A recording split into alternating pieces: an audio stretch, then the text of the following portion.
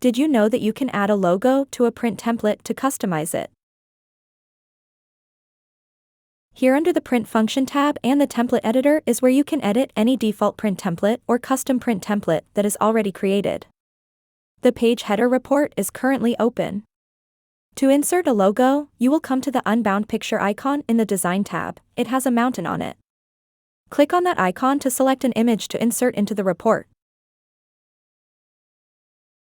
Select your logo, left-click and drag the crosshair in your report area. Release. Use the arrows to reposition. Select Preview to review. Once you have positioned the logo where you would like it, simply click Save to save the change to your report.